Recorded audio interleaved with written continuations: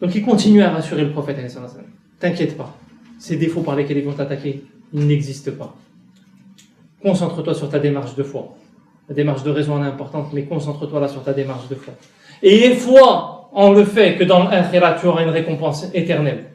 Quelles que soient les routes par lesquelles tu vas passer. Tu vas arriver à bon port. Mais tu sais pourquoi tu vas arriver à bon port? Parce que tu es quelqu'un, et là il y a aussi 4 formes d'insistance dans ce verset-là, qui de manière certaine a un caractère et un comportement azim. C'est-à-dire azim, c'est dans le sens il est ancré solidement pour pouvoir déverser. Et c'est ce qu'a été le prophète, c'est-à-dire qu'il est en train de lui dire, tu veux cheminer? Voilà la qualité à travers laquelle tu vas cheminer. C'est ce que Khadija déjà avait décelé, subhanallah. Quand on dit que ce que Khadija a pu faire était extraordinaire, ben c'est dans ce sens-là. C'est-à-dire que Khadija,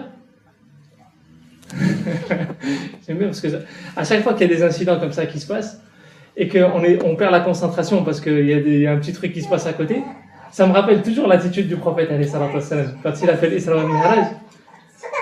Et quand Allah subhanahu wa ta'ala il dit Ma zagha al-basar wa ma tagha. C'est-à-dire qu'il était tellement focalisé sur Dieu à ce moment-là qu'il voyait le paradis, il voyait l'enfer, etc. Ben son regard il n'a pas dévié. Subhanallah, de tout ce qu'il voyait, son regard il n'a pas dévié. Et nous, subhanallah, à chaque fois qu'il y a un petit événement, on est déconcentré tellement on est humain en réalité. Bon, c'était la petite parenthèse. Je disais quoi? Je me suis dispersé. Allah subhanahu wa ta'ala insiste fortement sur la clé qui va permettre au prophète de cheminer. Et chacun d'entre nous, en réalité, dans notre cheminement, on a besoin de savoir sur quoi cheminer.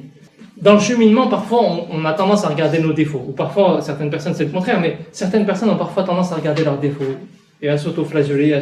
Et ça fait partie du cheminement, qu'à un moment donné, de se mettre des coups et de se mettre des tartes pour se dire, j'ai besoin de me corriger. Mais tu chemines pas si tu connais pas la qualité sur laquelle tu dois bâtir. Tu chemines pas si tu connais pas les qualités sur lesquelles tu dois bâtir. On a tous des qualités qui sont différentes. Et Allah subhanahu wa ta'ala a dit au prophète, ta qualité centrale sur laquelle tu vas pouvoir construire, c'est que ton caractère, il n'y a rien de comparable. Il est azim. C'est-à-dire que le caractère du prophète, il était azim. C'est-à-dire quand on nous raconte les histoires du prophète, quand Anas dit, j'ai été serviteur du prophète, j'ai jamais vu quelqu'un venir demander quelque chose au prophète et qui lui a dit non. Comment un homme, de toute sa vie, chacun d'entre nous ici, on peut trouver un passage dans notre vie où on se dit, ouais, mais là, t'as fait quand même un truc, t'aurais pu avoir une meilleure attitude, t'aurais pu faire. Anas, il dit, j'ai été serviteur du prophète, j'ai pas une histoire comme ça. Moi-même, j'ai été à son service et j'ai fait et jamais il m'a.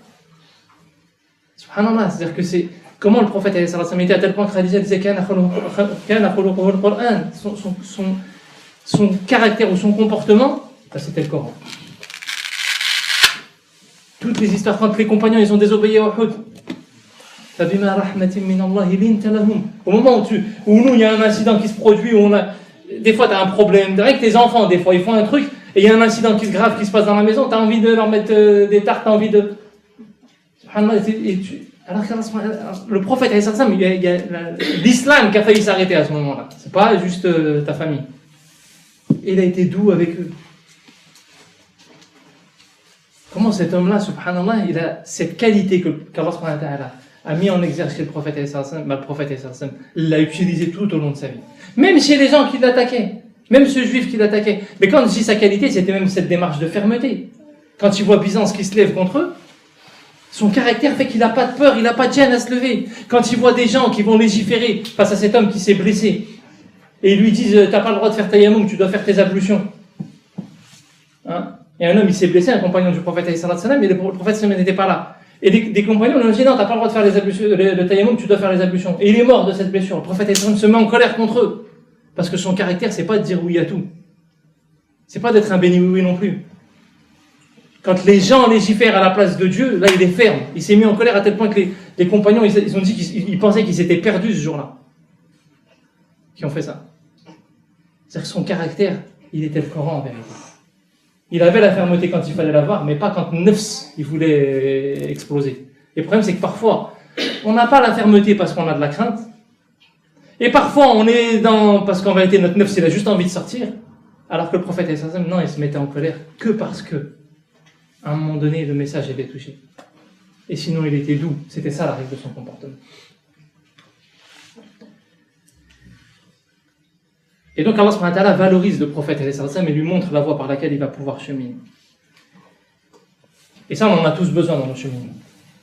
Ça, c'est quelque chose qu'il ne faut jamais oublier. On ne peut pas bâtir son propre cheminement si on n'est pas conscient de ses qualités. Qu'est-ce que tu vas faire si tu n'es pas conscient de tes qualités? Tu vas tourner en rond. Si tu n'es pas conscient qu'à un moment donné, Allah subhanahu wa ta'ala t'a donné quelque chose, ça ne t'appartient pas, certes, c'est Allah subhanahu wa ta'ala qui te l'a donné. Mais si tu n'es pas conscient qu'Allah subhanahu wa ta'ala t'a donné certaines qualités, ben tu chemines sur quoi en fait? Si tu renies les dons que Dieu t'a fait, tu chemines sur quoi? Tu es obligé à un moment donné de faire ce travail-là et de bâtir sur cette base-là. C'est comme ça qu'on construit son cheminement et c'est Allah subhanahu wa ta'ala qui éduque même le prophète à travers ça.